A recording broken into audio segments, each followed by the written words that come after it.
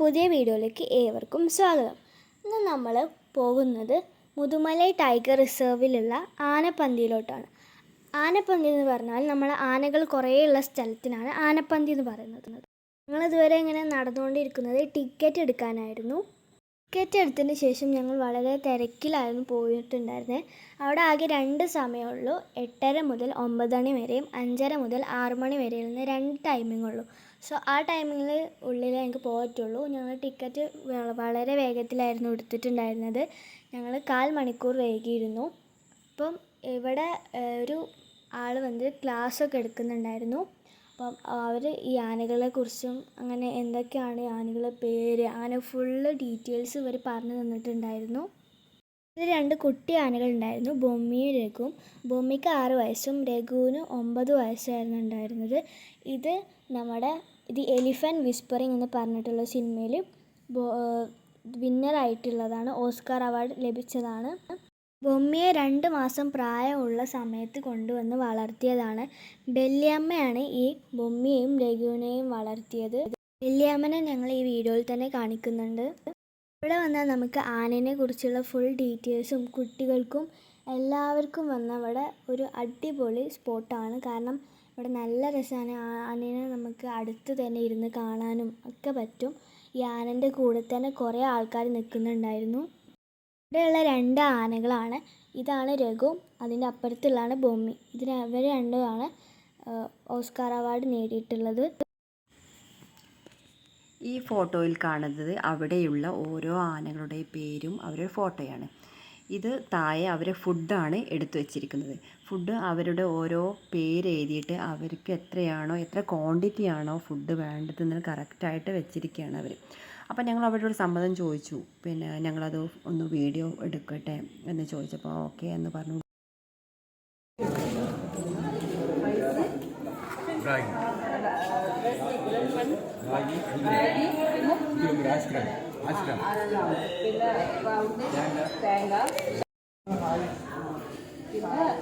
Sugar cane ഓരോരുത്തർക്ക് separate ഇത് മോർണിംഗിന്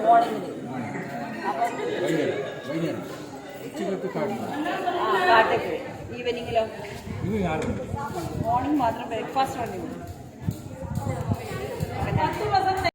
ഇവിടുത്തെ താരങ്ങൾ തന്നെ ബൊമ്മിയും രഘു തന്നെ. വികൃതി കാണിക്കാനും മറ്റു നമ്മളെ കാണുമ്പോൾ സല്യൂട്ട് ചെയ്യാനൊക്കെ ഭയങ്കര ഉഷാറാണ്. കാരണം ഒരു പ്രത്യേക ഒരു ഇതാണ്. കാരണം നമ്മൾ കാട്ടിൽ നിന്ന് കുട്ടികൾക്കൊക്കെ ആനയെ കാട്ടി കൊടുക്കുമ്പോൾ അവർക്ക് പേടി തോന്നില്ല. പക്ഷേ ഇവിടെ നിന്ന് ഒരു പേടി കുട്ടികൾക്കൊന്നും ഉണ്ടാവില്ല. കാരണം നമ്മളതിൻ്റെ മുന്നിൽ നിന്ന് ഫോട്ടോ എടുക്കാനും ഒക്കെ നല്ലൊരു രസമാണ്. പിന്നെ ഇതിൻ്റെ അപ്പുറത്ത് തന്നെ കുറേ മയിലുകൾ മാനുകളൊക്കെ കാണാൻ കഴിയും നമുക്ക്.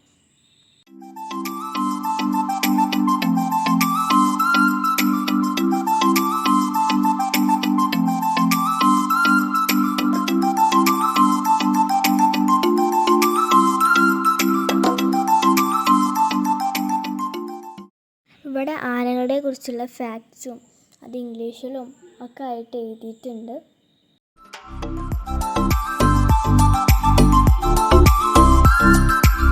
നമ്മൾ ഇത് കഴിഞ്ഞ് തിരക്കിട്ട് പോകുന്നത് ഇവിടെ ഒരു ആളെ കാണാനും വേണ്ടിയിട്ടാണ്. നിങ്ങളെല്ലാവരും കണ്ടിട്ടുണ്ടാവും. പല വ്യക്തികളും കാണാൻ വന്ന ബെല്ലിയമ്മ, നമ്മുടെ താരം രഘുവിനെയും ബൊമ്മിയൊക്കെ എടുത്ത് വളർത്തിയ പാലൂട്ടി വളർത്തിയ ബൊമ്മിയാണ്. ടൗണിക്കെല്ലാം ഇല്ല, കേരളന്ന് പോயிருவேன். കേരള പോன கோயில் நிறைய இருக்கு. கேரளா வந்துட்டிല്ല? போயிருக்கேன். തൃശ്ശൂർ ഗുരുവായൂരിൽ 2 നാൾ ഇരുന്നോ.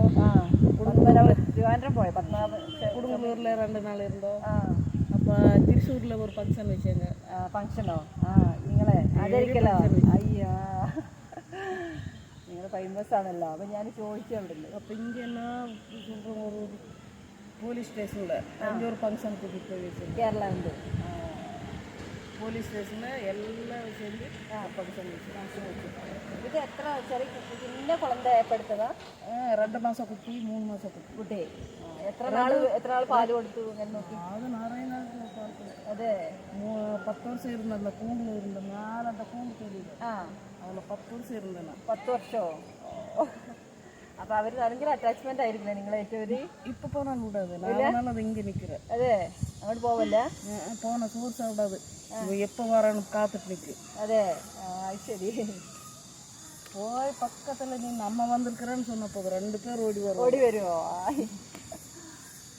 അപ്പോൾ അത്രയും ഒരു ഇതായിരിക്കും ரகு வந்து பெருசு தானே ஏண்டா ஒன்று அடிக்கிறாங்களா அப்படின்னு சொன்னிட்டு கேட்டாலும் அதே ரகு വലിയ ആള് ശരി அதுதான் டாக்குமெண்ட்ல நிறைய இருக்கு ரகு தான் നിങ്ങൾ എത്ര വർഷം ഇവിടെ நான் வந்து 16 வருஷம் 16 വർഷം വീട് ഇവിടെ തന്നെയാണ് அப்பெல்லாம் மஸ்தல்ல தான் வேலை செஞ்சிருந்தேன் 2 வருஷம் ஆயிடுச்சுல்ல ഇവിടെ അല്ലേ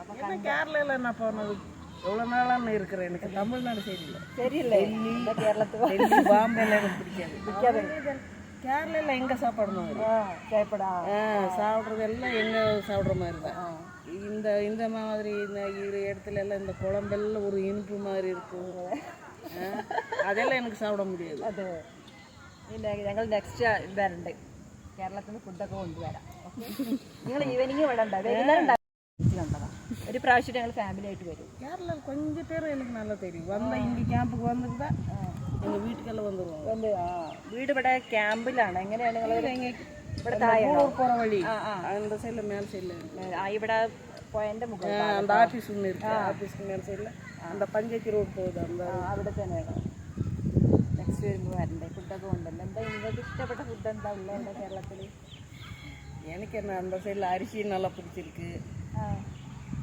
எது இருந்தாலும் சாப்பிடணும் நான் கேரளாவில் என்ன கொடுத்தாலும் சாப்பிடுவேன் என்ன இங்கே இருக்கிற மாதிரி இல்லை நாங்கள் சாப்பிட்ற மாதிரி தான் கொடுக்குறாங்க இங்கே அப்படி இல்லை சப்பாத்தி அது இது எல்லாம் அந்த இதில் வந்து பச்சை தான் வைக்கணும் இந்த கோஸு அது இது வைக்கிறாங்க அதனால நான் சாப்பிடுறோம் டெல்லிக்கெல்லாம் போயிருந்தோம் 2 நாள் சாப்பாடு இல்லாமல் இருந்தோம் ഫംഗ്ഷന് പോയപ്പോ ബാംബെക്ക് പോയിരുന്നോം ബാംബെയിൽ കേരള എല്ലാ ഫുഡും അവിടെ കിട്ടും പക്ഷെ നിങ്ങൾ അവിടെ താമസിക്കാൻ അവർ ചെയ്തതായിരിക്കും ചിലപ്പോൾ ബാംബെയിൽ அப்படி பாம்பேல சாப்பிடல இன்னும் கோயம்புத்தூர் சென்னை எல்லாம் உங்க செட்டு நிறைய இருக்கிறாங்க அவங்க அங்கெல்லாம் கடையில் போய் சாப்பிடுவோம் பெங்களூரு ഒക്കെ ഉണ്ടാവും பெங்களூர் പിന്നെ അങ്ങോട്ട് പോകുമ്പോൾ பெங்களூரில் வந்து ஒரு 2 ஃபங்க்ஷன் போயிருக்கிறோம் என்ன எல்லாம் கடையில் உங்க செட்டு தான் என்ன சாப்பாடு எல்லாம் நல்லா இருக்கு அங்கேயே சாப்பாட்டு அங்கேயே தங்குறோம்